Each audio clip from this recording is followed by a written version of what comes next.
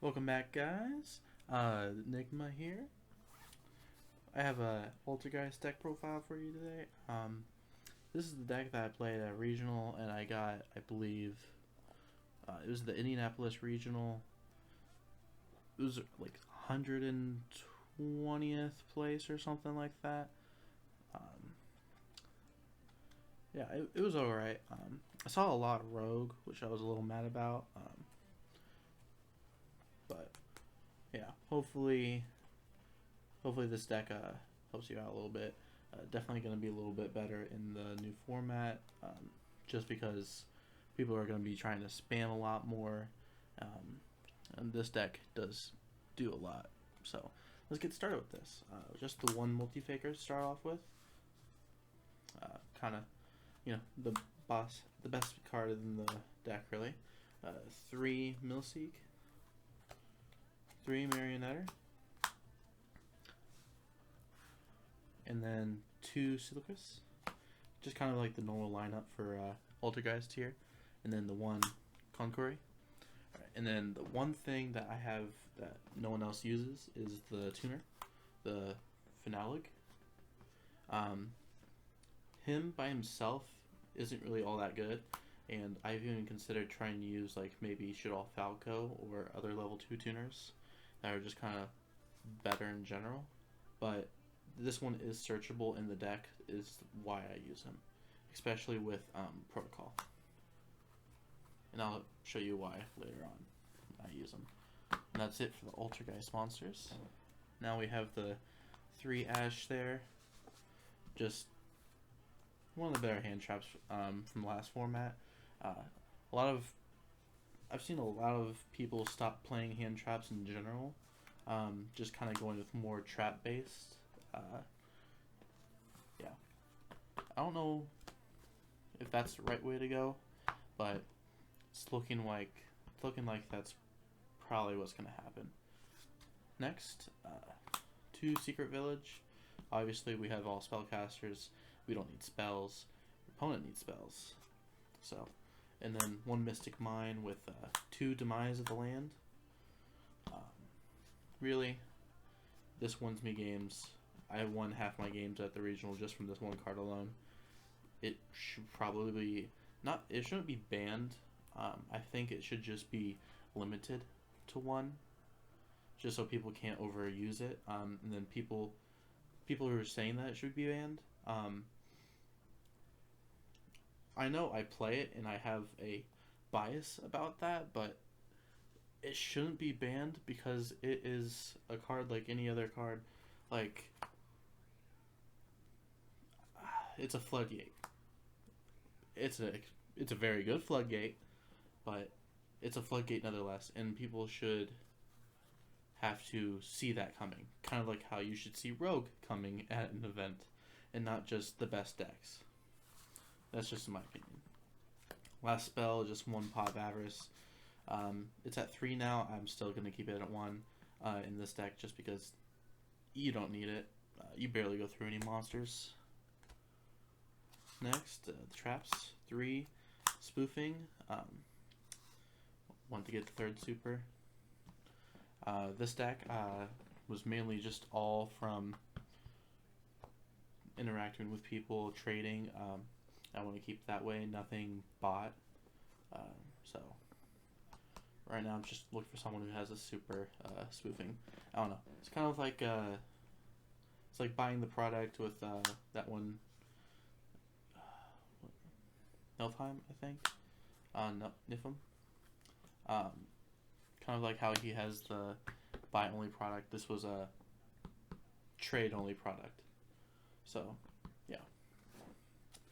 And then 2 Protocol, and then 2 Manifestation. A lot of people play 1. I could see why you play 1, but I want to see Multi-Faker out of the graveyard as fast as I can, and I never want him in the graveyard.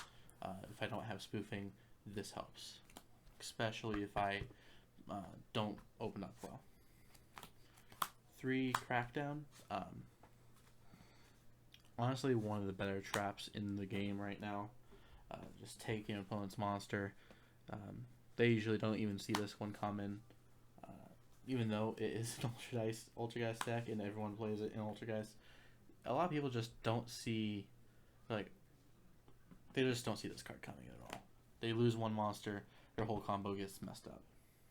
Next, 3 Imperm.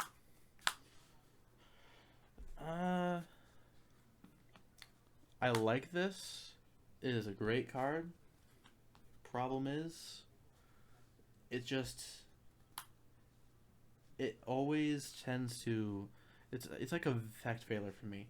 I just tend to never see a good use come out of it. It's nice only when it's set, because it negates the spell and the trap in that lane. Other than that, I usually see almost no benefit from it. It has won me games, is why it's still in, but it's one of those cards that's just really iffy, and why people go after it so much and why it's so high priced. 3 Solemn Strike. Kind of obvious. And, 3 Judgment as well. And then these last few cards can be switched out with Evenly Matched. I have 2 Evenly Matched. They're just not in this deck because I prefer these. Just because Evenly Matched is a turn 2. I like to go turn 1. So this is Witch's Strike, which everyone was shocked to see. And this won me 4 of the games I won at that regional. Basically, everyone in the last format was playing Ash, Imperm, something to negate something. That's all anyone played. Rogue, negate, negate, negate. So all I would have to do is sit on Mystic Mine, gain my resources, they gain their resources, and then the first moment I activate something and they try to negate it, Witch's Strike. They lose all their resources, they lose their field, they lose their entire hand.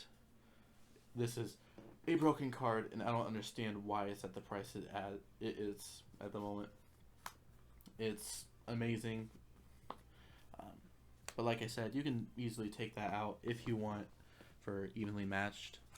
And then Metaverse for the last card. So then let's get to the extra deck here. And this is why I'm playing the tuner right here, the Synchro. A lot of people don't end up playing this. This is even, most people don't even know that Altergeist had a Synchro or a tuner. It's good. It's not game breaking.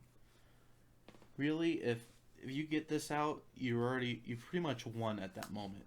The moment you summon this, you win. So it's not game breaking, it's just winning. It's almost a win condition. If you get this out, you win. 3 Link Rebo. Since the new format's coming, I see almost no reason to play Almirage. Link Rebo is my preferred one of the 2, and I don't go into Almirage almost ever, even though it is easy to get now since Dual Overload, but Link Rebo is just better in my opinion. It's kind of like the Christia to Vanity's Ruler.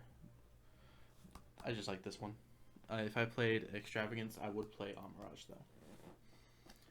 3 Hextia, and then 2 Prime Banshee, and then 1 Daybreaker. It was really nice to see a little bit of attack boost, and then you're just spamming out spellcasters like that. Especially if you use the Dragvirion, you just special summon it under him. You get a little bit more attack. It really helps out.